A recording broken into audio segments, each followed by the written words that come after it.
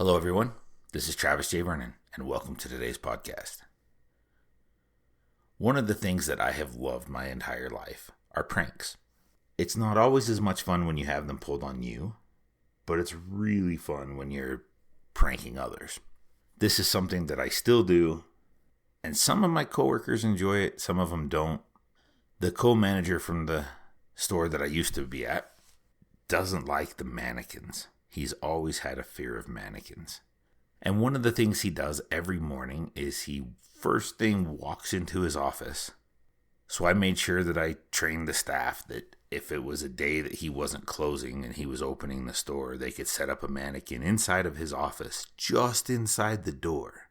So as he would open the door would clear the mannequin at about the same time he turned the light on. So as soon as the light came on, boom, mannequin. And that was pretty fun.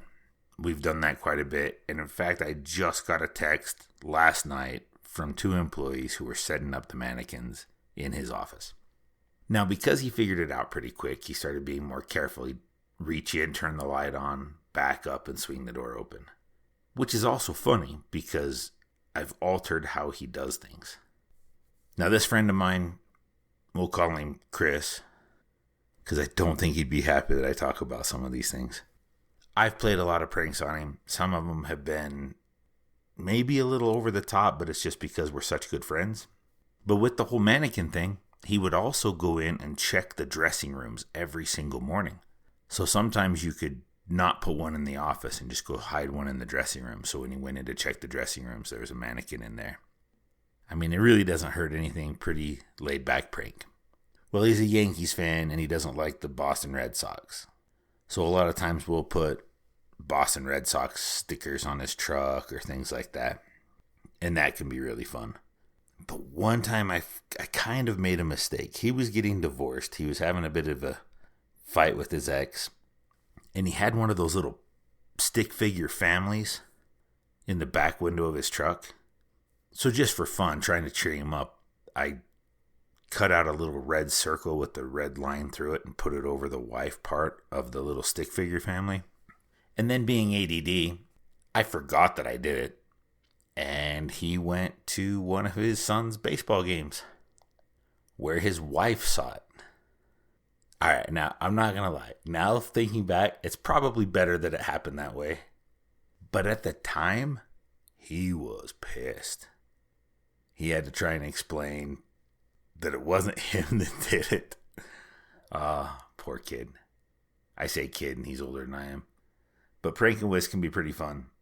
He's a fun guy though. He hasn't spent a ton of time in the wilderness or hunting. So one day he asked if he could tag along with me to go to set up some trail cams. He wanted to see elk in the wild and kind of where I go to hunt. And I told him, I'm like, hey, we're going to go up set trail cams. You're welcome to come tag along. Well, everybody bailed except for Chris. So Chris goes with me. We get up, hiking in, and I kept hearing this crash, crash, crash. It wasn't a long way away, and I just couldn't figure out what it was. And then later on, I'd hear it again, and then I'd hear it again. And one time when I was ducking under a log that had fallen across the trail, as I turned around, Chris ducked under the same log, and I heard the sound, and I looked right at him. I'm like, is that you? Well, not knowing that he had to be actually sneaky, he had one of those Costco plastic jugs in his backpack that was half full of peanut butter pretzels. I mean, come on, dude. Sounded like a giant baby rattle in his backpack. So that was a time that he unintentionally pranked me back. Well, some of the other pranks we like to pull, we have a really good friend that Chris would actually always tease. His name's Billy. And he would always tease him because he would have corn dogs for lunch. Now, he hasn't worked for us for 5 or 6 years. And the other evening, I had about 20 minutes to go before my shift was over. Super dead night. And I thought it'd be kind of fun to prank him with some corn dogs.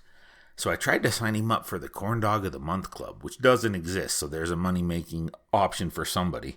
You go ahead and set up the Corn Dog of the Month Club and you'd have one customer for sure because I'd sign up Billy for it. So I'm trying to figure out what I'm going to do. Well, he works in a totally different state. So I'm like, you know what? I'm going to DoorDash him some corn dogs. So I made sure that he was working at the fly shop. I get online, set up DoorDash with a note as a gift. And I always call him William because he doesn't like it. So the note says William C. from Travis V. And it's just a box of corn dogs, 18 frozen corn dogs. And then the note said, welcome to the Corn Dog of the Month Club. So as you know, if you've used DoorDash, you can actually watch the delivery driver drive to wherever it's being delivered, and you can see him deliver the stuff. So I'm like a little kid watching the computer screen, this little red car driving towards the fly shop, giggling the whole time. Well, he gets to the fly shop and drives by it, drives by again, drives by again. So finally I text the guy. I'm like, look, dude, it's not a house. It's a fly shop. That's where you go. Well, apparently the guy didn't speak any English, so my notes probably didn't help. But he goes into the fly shop and asks if there's a William C. there. And Billy looks at the note and says, no, there's no William here. So then he leaves. And I've already talked to some of the other fly shop employees, so they're videoing this whole thing for me. So I actually have a video of this one. And then the driver starts to leave, and Billy's like, you know, maybe I should take a look and see what it is. And in the video, I'll have to edit what I say.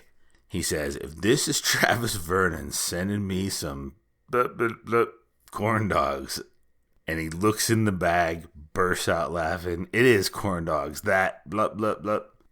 It worked out really good. He's cracking up. The other fly shop people are cracking up. And then, of course, they start asking, why do we tease Billy about corn dogs? And so now we've taught another store about his corn dog fetish.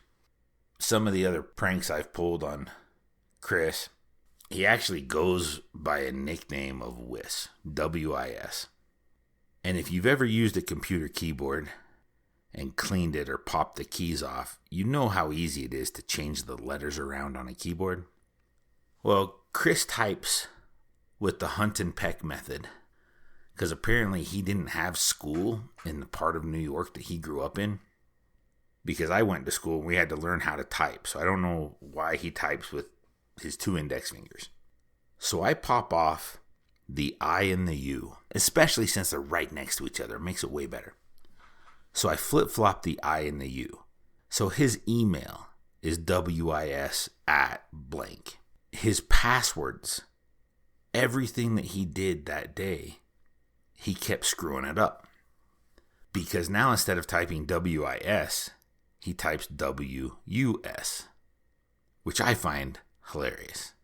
So the store opens at 8 o'clock, probably 7:30 when I got the phone call because I was off that day.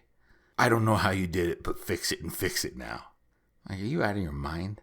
I don't even know what you're calling me about. He's like, I know it's you. I'm locked out of everything. I'm locked out of my emails. I'm locked out of the computer. I got to open the store in 30 minutes and I can't sign into anything. So fun. He's such a fun guy. So then I'm making fun of him about it, and I find out that a bunch of the other people in the store, senior managers, type the same way. So I mess with them. So the one, I just took the U, I, O, A, and E, and I shifted them one. Well, apparently that caused a huge problem, because the guy that was trying to do it was one of the buyers, and he couldn't figure out how to type, and it took him forever to type anyway, so that's a problem. And then the person he called in to help him couldn't figure it out, because of course they're looking at the keypad, and apparently in the however many years they've been alive, which is more than me, they didn't know that there was like an actual pattern to the keyboard, so they didn't realize that things had been shifted. It got so upside down that they had called IT and were having a new keyboard delivered because they figured it had to be a keyboard malfunction. My goodness. So I walked in and said, hey, you guys, it's just a prank. Let me just fix these keys. So I fixed it back, popped the keys off, moved them around. Both of them were staring daggers at me. Do you know how much of our time you just wasted? And I'm, well, a lot less than you waste by typing with your two index fingers. Holy smokes. Who does that? And if you do that, take a typing class. There's online ones. You can do it. I have all the confidence in the world that you can learn to type. A lot of the other pranks we would pull at the store involved this phallic device that I won't really go into too much, other than it was a soft silicone thing, and they would hang it in different locations so that as you opened a door, it would release the drop mechanism and it would swing down and hit you. Well, one day we had an older guy that used to be the store manager came in to help out with a couple shifts, and one of the downstairs bike techs was setting it up in the bathroom downstairs when I went down there, and I said, look, man, make sure you don't do this and hurt somebody. I get that you're having fun, whatever, but don't do something dumb. Those have always been my rules with pranks. You don't want somebody to get hurt, and you don't want to damage property. He gets this set up, and just before we close, up walks this former store manager holding his eye. Well, he misjudged the height. This guy had just had cataract surgery, like 2 weeks prior, so his eye was still a little sensitive. So he walks into the bathroom to use the restroom before he goes home for the evening, and this silicone phallic swings down from the ceiling and smacked him right in the eye. Now, I laugh as I say it, because as you think about it, that's pretty funny. And thankfully, the guy had a great sense of humor, because he gets to the top of the stairs holding his eye. He's like, I didn't think that something like this would happen here. And while I appreciate the fact that I just got poked in the eye by a giant purple, I just had surgery, and now I'm going to have to go back to the doctor and make sure it didn't damage anything. And he goes, the best part of tomorrow is going to be me explaining to the doctor what happened. And I hope he believes me that it was because one of you punks set up a prank. He's such a fun guy. I'm so glad that he took that well, because it could have been really bad for that employee. And I'm really glad that it actually didn't do anything to him, so he was fine and he wasn't actually hurt.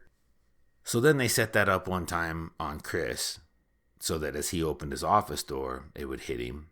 And they thought it'd be kind of fun to see it on video. Well, the way the cameras were in the store, I couldn't really adjust those. That wasn't something that I could do. So I thought, well, I'll just bring some trail cameras. We'll just set up some video trail cameras and we'll just watch it. Well, apparently it worked flawlessly. But at about 6 o'clock in the morning, I got a notification with a link from Chris where he was selling my trail cams on Craigslist. And I had to then either buy them back from him or buy them myself on Craigslist. So that one backfired a little bit, because I never did even get to see the videos. I've already talked about my prank on Jason, where he had to drive all the way across Wyoming and the Dakotas. That was one of probably my top tier pranks. That one was fantastic. I wish he'd have just followed the instructions of the prank, because it wouldn't have been as bad. But I love the fact that most of my employees jump on board and enjoy the pranks, and they just love it. I already said earlier that Chris goes by the nickname of Wiss, W-I-S. So one day I had those silicone bracelets printed out, and it just said WWWD, what would Wiss do? And we handed them out to every employee. Even the president and CEO of the company was wearing one of them that day. They still float around. People still wear them every so often. Those are the kind of things that I absolutely love. I love little pranks, having fun, enjoying the people you work with, and just enjoying what you do. Having a little bit of laughter, even if it's my own expense, is fun. I've said before, my father would always say, if you're not having fun, you're not doing it right. You can work hard and still have fun. I'd love to hear about some of the pranks that you guys have pulled on people, so feel free to throw me an email or hit me up. They'd be great to hear. Hopefully I brought a smile to your face today. I'll fill you in on some of the others that we've done, because that's just the tip of the iceberg. And get out there and live your stories.